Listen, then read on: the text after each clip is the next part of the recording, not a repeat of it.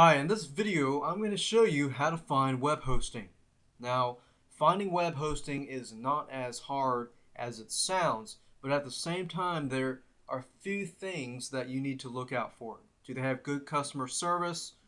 Do they have a high percentage of uptime, which is very important? You always want your websites to be up. Some servers and sub web hosting companies have a lot of downtime, and I'll also show you how to find bargain prices such as web hosting that charges you anywhere from $1.99 below that or even to $5 per month or even $10 to $20 a year. There's great ways to tackle marketing promotions that a lot of web hosts are doing and take advantage of those promotions. So with that said, let's go ahead and get started. I'm going to use a few websites here. I'll be using Namecheap.com, which is my domain registrar, and I'll be using Web Hosting Talk.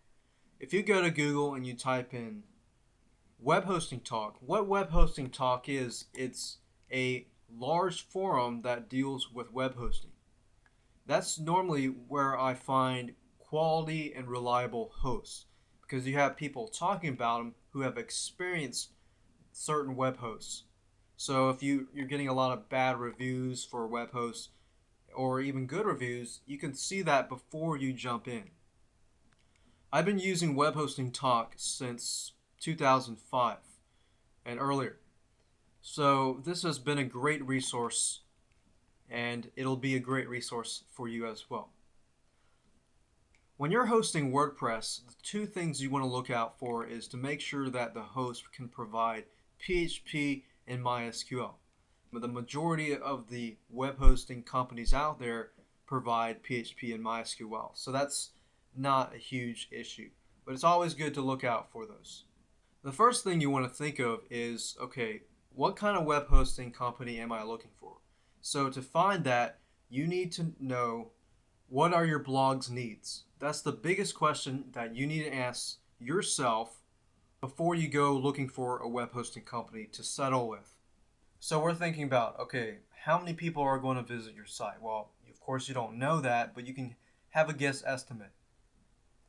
And I'll tell you right off the bat that that's probably not something you have to worry about unless you have videos, you have big files that they're downloading.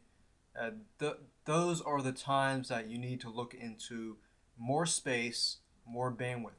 And I'll tell you, for example, the majority of people out there will not use 5 gigabytes of bandwidth. And I know that because I used to run a web hosting company. And web hosting, most of the time, unless you're getting 10,000, 30,000 hits per month, you're not going to be using 5 gigs of bandwidth. So even at that same time, we can look for web hosts that provide that, and they will, and I'll show you that in a moment. Now that you have those answers, we can go ahead and find a reputable web host. Here are the main things that you need to look out for. Do they have 98 to 99% uptime? No host out there is going to have 100% uptime because at all times when they're upgrading servers and things like that, servers will go down. But you don't want somebody who has 75 or 80% uptime. That means their server is going down 20% of the time or 30% of the time. Do they have responsive customer support, which is very important? If they're not responsive and the server goes down, then your website will be down for hours and hours. Responsive customer support, you can test that by emailing the support or the sales support ahead of time before you purchase the package. That's a good way to gauge whether they have responsive customer support or not.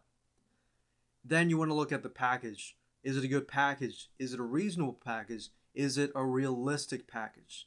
Because from the package itself, if you start seeing people saying, oh, you can get unlimited bandwidth, unlimited, this and that, stay away from unlimited companies.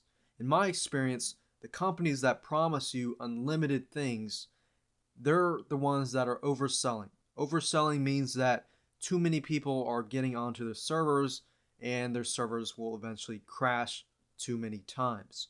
If you see any downsides to any of these key points here. 98% responsive, they're slow.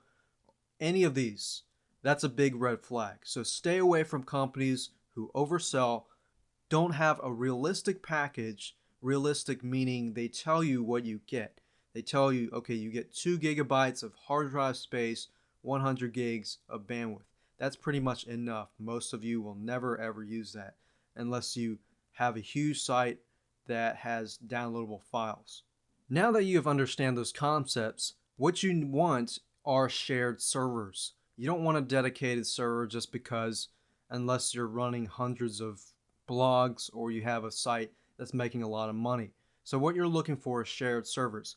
What shared servers are is they're basically a server that has, 10, 30, 40, 50 people on it. But if you follow my concepts earlier, the key points, they don't oversell. They have realistic packages, then most likely you're getting onto a reputable web host.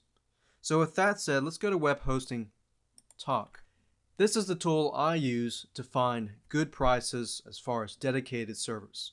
Now you can find a lot of great prices for shared servers, reseller accounts, which allows you to have multiple domain names. Let's say you have 10, 20, 30 blogs or different sites. Now, forums are a great source of finding cheap and quality-based web hosts. Now, what I want you to do is go to webhostingtalk.com. Scroll all the way to the bottom where you see the advertising area, and you'll find web hosting offers. Under the web hosting offers forum, you'll find subforums. You'll find a shared hosting offers forum here. So this is what you're looking for. You're looking for a cPanel with MySQL and PHP. Most web hosting companies provide that, but you can actually see that as you look through the threads. And I've been with web hosting companies that promise me unlimited bandwidth, but I reach 50 gigs and they cut off my site or they shut down my site without me knowing. So a lot of these companies are using a lot of unrealistic, deceptive tactics. Now that's not to mean that they won't supply that. Some of these will actually supply that for you. Now what I want you to do is scroll down and look for them. I found one here. It says cPanel Hosting Fantastico Instant Backups. You need backups with no overselling. So that's something to look into. And if you see hosts that provide you with disk space and web hosting accounts for only 99 cents a month, don't be alarmed, because that's what they're doing here is they're competing with all these other web hosts. So they give you rock bottom prices. So once you have found a web host that you're comfortable with, what I would advise you to do is to do a search on that company. So let's say, for example, that you choose one of these. I would highly recommend that you do a search on them. If you scroll all the way to the top, you'll find a search link here, advanced search. So what you would do is search for that company, search for all forums, and look what people have to say about that company. You can even use Google, for instance, even search for that company. See what kind of reviews are on that company. Are they negative? Are they positive? Now, you're going to always find negative reviews, no matter where you go. But what you want to look for is, okay, there's 3 negative reviews and there's 15 positive reviews. So if that's balanced, it shows you that there's more positive reviews. Of course, you want to get less negative reviews. If you see a site that has 50 negative reviews, of course, you want to stay away from those sites. Here's the part you want to pay attention to. Once you purchase your web hosting, what they're going to provide you with are called DNS servers. So if I go to my domain name here and I go to domain name server setup and I click that, you'll notice that there are 2 name servers. These are what they're going to provide you with, and all you have to do is enter that into your domain registrar, and then once, say, 24 to 48 or 72 hours maximum, what's going to happen is this domain here is going to redirect to your web host. So think of it sort of like a house. Your house has an address which points to the house. So this is sort of like the address that points to the house. And the web hosting is sort of like your house which has no furniture in it right now, but you're about to fill it out with furniture. And once you put files into web hosting, it's sort of like filling the house with furniture. So now that you get how to find cheap web hosting and how to connect your web hosting to your domain name,